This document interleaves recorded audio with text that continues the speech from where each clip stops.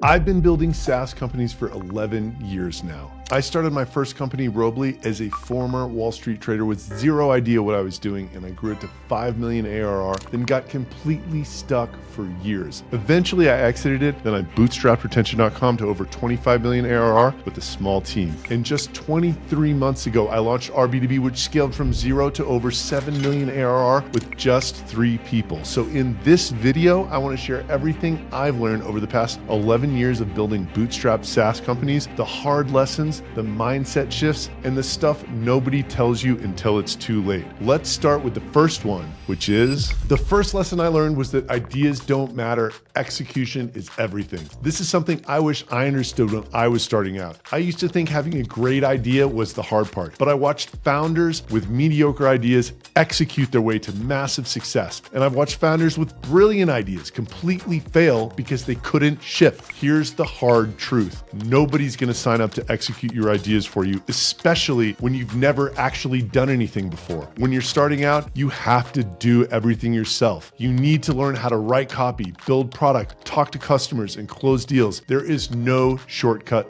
around this. Here's another idea. Ideas are a multiplier of execution. On a 0 to 10 scale, if you have 0 execution, a 10 idea will get you literally nowhere. If you have 10 out of 10 execution skills and just a mediocre idea, you're gonna have a great business. The magic happens when you have 10 out of 10 execution and you also have a 10 out of 10 idea. The sky is the limit. Your skills as an entrepreneur compound over time. The first year is brutal because you're learning everything from scratch.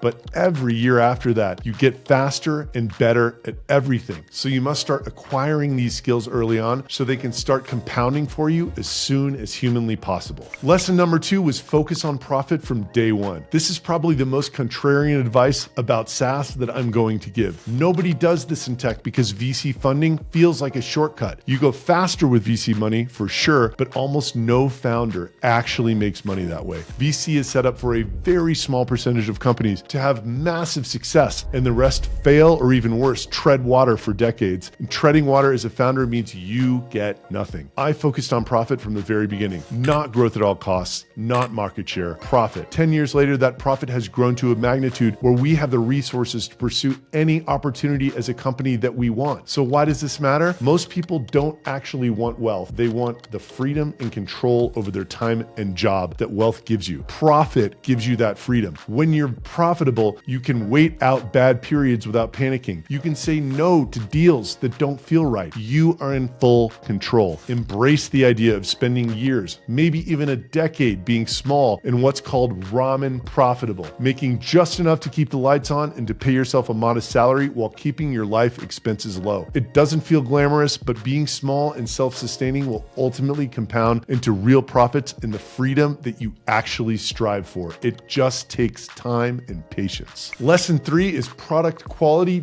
dictates your trajectory as a SaaS company. The quality of your product will dictate how much wind you have at your back as you're building on this decades-long journey. This sounds obvious, but most founders don't internalize this idea. One of my favorite sayings is, if you have word of mouth, everything you do works. And if you don't have word of mouth, nothing you do works. When I launched RB2B, I created what Alex Hermosi calls the $100 million offer. Competitors were charging hundreds of thousands of dollars and only told you who the company visiting your site was. My offer was to identify 70 to 80% of your anonymous website visitors at the person level and have it free forever. People couldn't believe that it was real. They shared it because the offer was so good, they felt stupid not taking it. That word of mouth from having a genuinely great product and offer is what took us from 0 to 1 million ARR in just 6 weeks. No amount of marketing can overcome a bad product, but a great product makes all your marketing work 10 times better. And by the way, if you want to take us up on that crazy offer so you can identify high intent visitors on your website, you can try RB2B completely free by clicking the first link in the description. We'll identify your visitors at the person level and we'll push their LinkedIn profiles to Slack. Now, back to the video.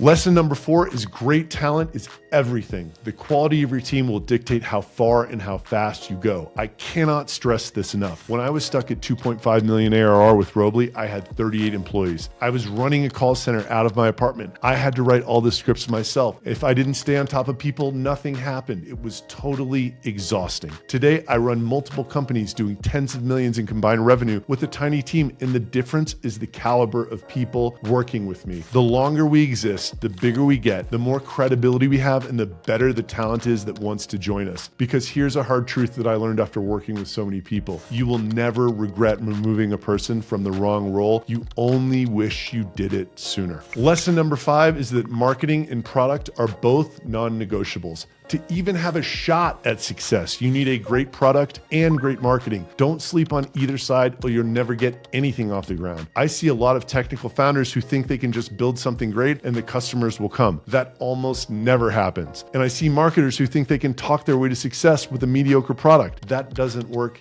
either. The founders who win are obsessed with both. They care deeply about what they're building, and they spend just as much time figuring out how to get in front of the right people. Building an organic audience on social media has completely changed my personal trajectory. I went from 4,000 to 140,000 LinkedIn followers in just 2 years, and that audience is what allowed me to scale our B2B so fast. In my opinion, every founder should be leaning in to some sort of organic social media content creation. Lesson number 6 is design your life for decades, not months. Here's something I see a lot of founders get wrong. They sprint for 2 to 3 years thinking they'll hit some finish line and then relax, but that finish line doesn't exist. What I do instead is I set up my work so that I can do it for decades without burning out, meaning I don't do things I don't want to do. I never interview, hire, or fire anyone. I don't deal with people or operations in the larger part of the organization. I only do internal meetings on Monday. I do content all Tuesdays, marketing on Wednesdays. By Friday most weeks, my calendar is completely empty. I want to clarify that I'm able to do this because I've been doing this for over a decade and I built up so much profit. But some people will call that being a soft CEO. But I'm optimizing for the energy to keep me at this for decades. And that rhythm gives me enough energy for my family life, which gives me energy for my work. It's a virtuous cycle. Lesson number 7 is have patience and never, ever, ever give up. Everything is going to take way longer than you think.